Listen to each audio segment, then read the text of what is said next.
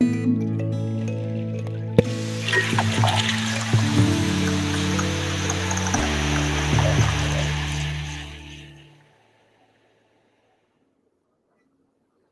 right. This evening, I want to start off our discussion of eating, yangsheng guidance around diet. And before we get into the specifics of diet, the specifics of kind of what to eat, I want to focus first on how to eat, because this is something that I think sometimes we don't pay enough attention to. And actually, the Yangsheng teachings of Chinese medicine give an enormous amount of attention to not just what we eat, but how to eat, when to eat, how to eat, what state we should be in while we're eating. This is all really important and arguably as important, and in some cases more important than actually what we are eating. It's easy to get overly caught up in sort of this food or that food, and how much of this food group versus how much of that food group. All of that is obviously very, very important. But one thing that's often overlooked is how we're eating. So that's what I'm going to start to introduce tonight. I think we'll only go through a little bit of it and then pick up tomorrow. So this is kind of an introduction to eating according to nourishing our bodies, the Yangsheng teachings. By way of introduction, I thought we'd talk a little bit about qi. Qi, of course, is this very broad concept in Chinese philosophy, Chinese arts, and certainly Chinese medicine. The word qi can mean many different things depending on the context it's used within. It can, in some cases, refer purely to a kind of functional dynamic in the body, like when we say the liver qi or the spleen qi, we're talking about a particular kind of functional dynamic. In other cases, qi actually refers to a specific, almost kind of substance, so something with a form. Qi is kind of both a process, but also in some cases actually has a particular form, a kind of energetic substance. When we and this can be the case when we talk about yin qi and yang qi in certain contexts. Although in other contexts, yin and yang qi also refer to functional dynamics. So it can be a little bit confusing. Like many things in Chinese arts, it's really about understanding the context the term is used within. It is something that I found quite baffling when I first started studying Chinese medicine, that the texts will use the same term to refer to like a million different things, and they just sort of assume that you know the context. And these different terms are used throughout different arts and yet mean slightly different things, or sometimes radically different things, depending on the art they're being used in. For instance, Qigong and Neigong might use the yin qi to mean one thing, whereas in Chinese medicine, actually yin qi is sometimes used to mean something different. And of course, there's a relationship between them, but they are distinct. And even within arts like feng shui or something like that, or astrology, these terms can mean different things. So, but in the broadest sense possible, qi is kind of this master metaphor in Chinese thought, in the same way that I think matter is kind of a master metaphor in Western thought now. We often say kind of the world is made out of matter. In China, they would say the world is made out of qi, different permutations of qi. So this is, I think, quite interesting to consider if we really look at the metaphors underneath these concepts, and they tell us a little bit about these differing worldviews.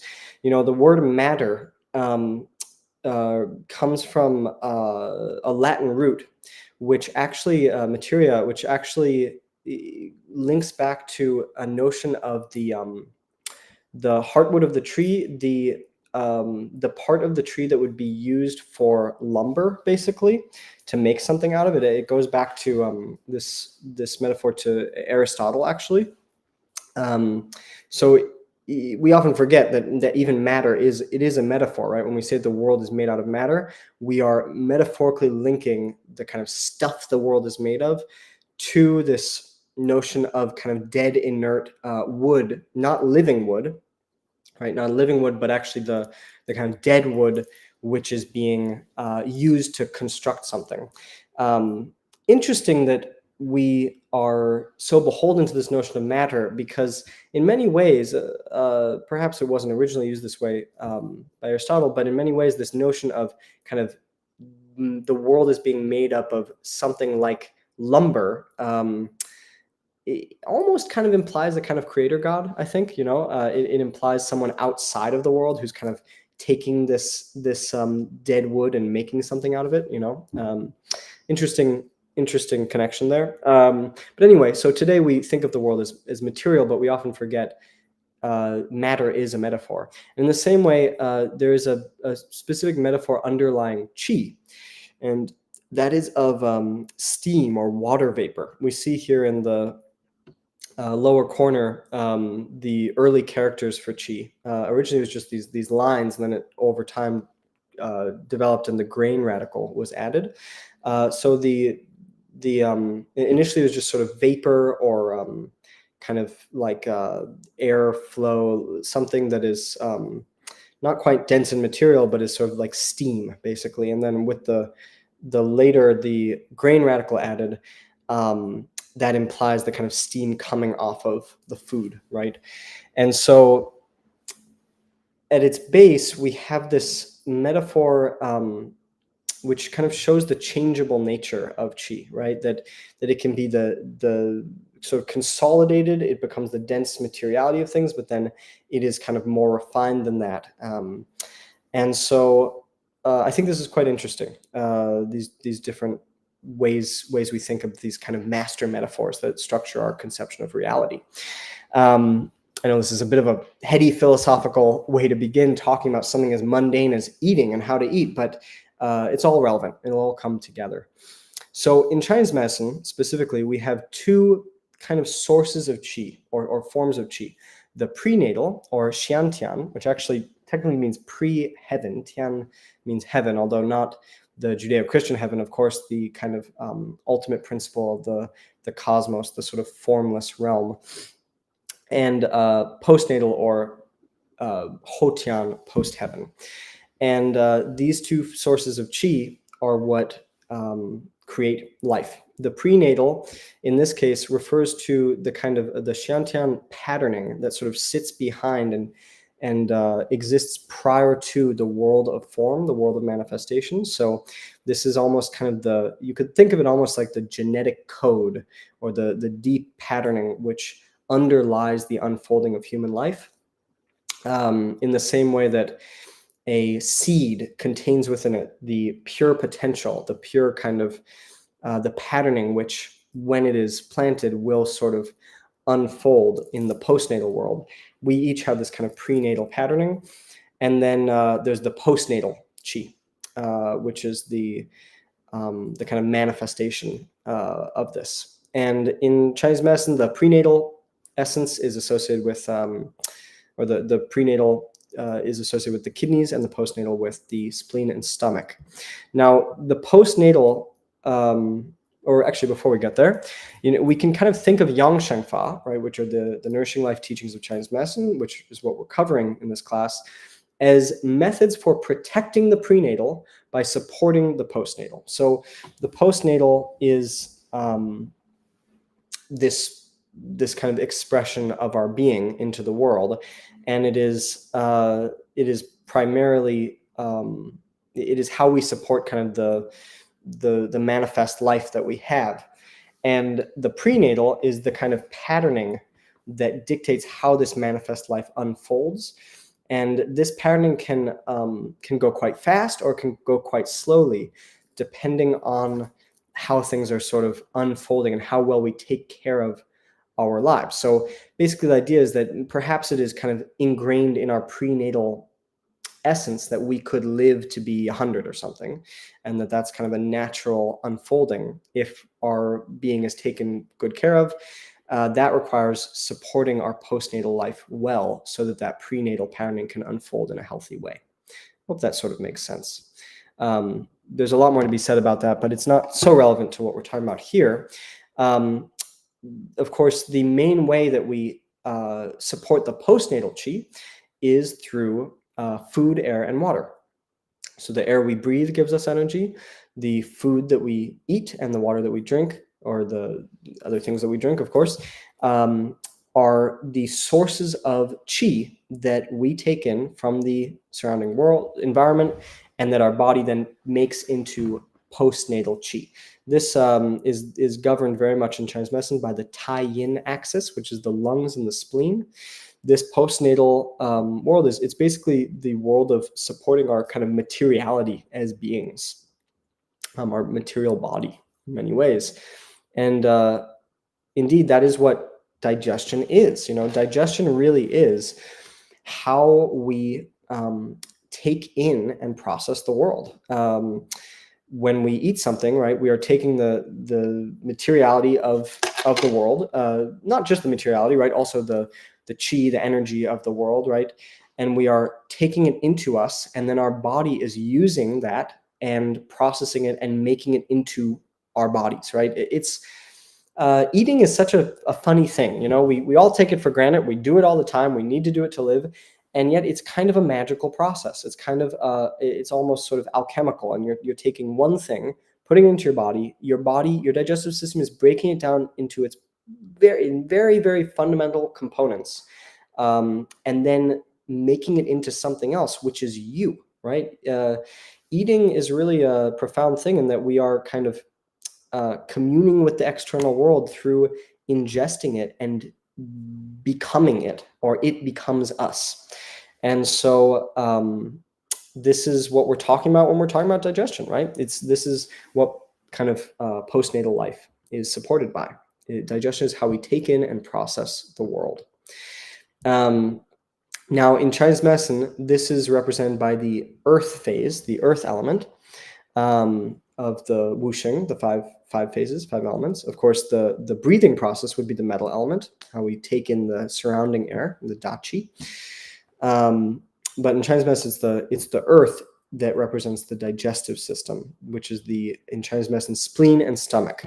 But as I mentioned in a previous video, right, the spleen is really not a good translation of the term pi. The spleen, of course, in Western medicine is not really a digestive organ, not primarily, and it is kind of a mistranslation in a lot of ways. What we're really talking about when we talk about the spleen in Chinese medicine, is the solar plexus region, what's called the yellow quart in Taoism, that is this kind of energetic center that helps to process things and supports digestion. Very much linked with the point Ren 12 for the acupuncturists. So we have the earth, and it's not a mistake that it is the earth phase or the earth element which is linked with the digestive process, right? Actually, in some earlier forms or versions of the wusheng, actually the earth phase was actually talked about as grain. So today it's earth, but it at different times it was grain. The wusheng has been represented in different ways at different times. Actually used to be crystal in certain renderings of the wusheng. And of course, as I mentioned in the past, it's not really so important, these differences, because we're not literally talking about the earth or the metal or the water or the wood, right? These are metaphors for particular movements of qi and particular dynamics in the body and in the environment. So earth is the spleen and the stomach. And I just said that it's well, it's almost to go against what I just said. Despite it is true that when we say the earth phase, we are talking about, it's a metaphor for a particular movement of qi. In this case, it is a very appropriate way of relating metaphorically with the digestive system, because in a very direct, literal way, our relationship with the earth is our relationship with food and eating. This is pretty clear, right? Everything we take into our bodies, everything that we eat, comes from the earth, right? I mean, perhaps it is animal, perhaps we're eating meat, but that meat, the materiality of that meat also is created by that animal eating things that grow from the earth. And so fundamentally, it is the earth which nourishes us. It is the earth that we are eating, or that is producing that which the life that we then take into ourselves and make into our lives. And so it is through eating that we kind of commune with the materiality of nature, really. And this is easily forgotten today because so many of us live lives where we get all of our food in the grocery store, right? It's currently I'm living in Vermont for the time being, and so I'm around lots of farms and people who are raising livestock and stuff like that. So it's very easy to remember. Food comes from the earth, right? But if you live your whole life, I grew up in a city. Food came from the grocery store, as far as was concerned, as a little kid. And it's easy to forget, growing up in that world, that when you eat, you are eating something of the earth. You're taking the earth into you, and that the earth is literally becoming you. There's this deep kind of reciprocal relationship here. And then, of course, that food is processed through your body. And if we lived in a society where we kind of composted our excrement, then that would return to the earth as well, right? To nourish the soil and stuff like that. This is how human life is kind of meant to unfold, right? The earth gives us nourishment, and it passes through our bodies, and then that gives a certain kind of nourishment back to the earth. Today, we have completely cut ourselves off from acknowledging that reality. And so we feel very much kind of self-sufficient, I think, like we don't depend on this planet so much, but we absolutely do. And so from a Chinese medicine perspective, it is actually literally the case that being cut off from nature, being cut off from the earth, can be a cause of digestive disturbance. In part because in Chinese medicine, the spleen and stomach, the emotional quality associated with it, one of them is this sense of being at home and being nourished.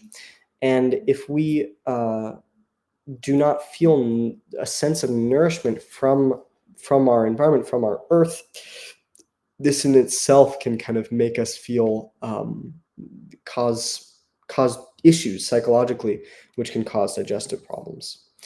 Yeah, to reiterate this, it's not just the nourishment of the earth itself, but also of community and family, which is very much associated with the earth phase in Chinese medicine and the digestive system. And this also makes sense, right? We eat with people. Eating is a fundamentally communal activity. It's not, obviously, we can eat by ourselves, but for most human beings, right, and for most cultures, eating is something we do with others, with community, and certainly with family. And so there's this deep connection between eating and the nourishment of community and family. And because of this, in Chinese medicine, often when there are issues with community and family, when they are maybe fractured or split or something is not quite right there, it tends to impact on the digestive system directly. So there are certain things that you can it's rare that you can make a kind of clear one-to-one correlation with things in Chinese medicine, but with digestive issues, you almost always can. If there's a real significant issue with the digestive system, you almost always know that there is something a little bit off in one's relationship with their family. That there is something, maybe it has to do with something that happened with the family externally, or something in their internal kind of relationship with the family. But we see this, and also potentially with their environment, with nature, or something like that, a sense of being cut off, disconnected from community, from family, from sources of nourishment in their lives. And so, yeah, this is quite important. Actually, let's go back to this for a moment. I think maybe I'll leave it with this tonight, just because there's much more that we can get into about this, and we'll recap this tomorrow. It is an important thing to note, this relationship between the earth element, the digestive system, eating, and issues of nourishment with community and family, especially today, right? We live in a world where arguably we are, especially in the modern West, quite cut off from the earth, and our communities tend to be pretty fractured. The people don't tend to have really strong senses of community. I just have been living in Indonesia for the last year and a half, and Bali specifically, and was really moved and amazed by how incredibly intact the social structure there is for the locals, and the communities are quite strong, and the families are quite strong, right? The family units, and there's a deep sense of also relationship with nature. Um, it's a Hindu culture, and part of their framework for understanding their religion is this sort of three things, or three ways of being in relationship: being in good relationship with other humans, being in right relationship with God, and being in right relationship with nature. And indeed, eating is very much a relational thing. When we eat, we are in relationship with the food that we're eating, right? And as we'll talk about as we go, the way we relate to that food impacts our digestion. Um, and eating is also about our relationship with the people we are in community with, the people we are eating with. Um, it is often talked about in Chinese medicine that one thing we'll discuss later is kind of how to eat and not wanting to be too stressed out while we're eating. When there are family issues that come up around the dinner table, or something, fractures in the family, dissonance in the family, or something like that, there's this sense in which, as we're eating, we are literally taking that energy into our bodies and assimilating it into ourselves. And so the quality of the interaction with the community or with the family that's going on while we're eating actually highly impacts our digestive system and our health in very profound ways, because, as we said, eating is our primary source of qi. It's the way that we get postnatal qi in our lives, right? Just to support our unfolding of our life. So it's a big deal. So anyway, so we'll pick up tomorrow, and we will talk more about this, and we will go into specifically the Yangsheng guidelines. This was sort of just an introduction. The Yangsheng guidelines around how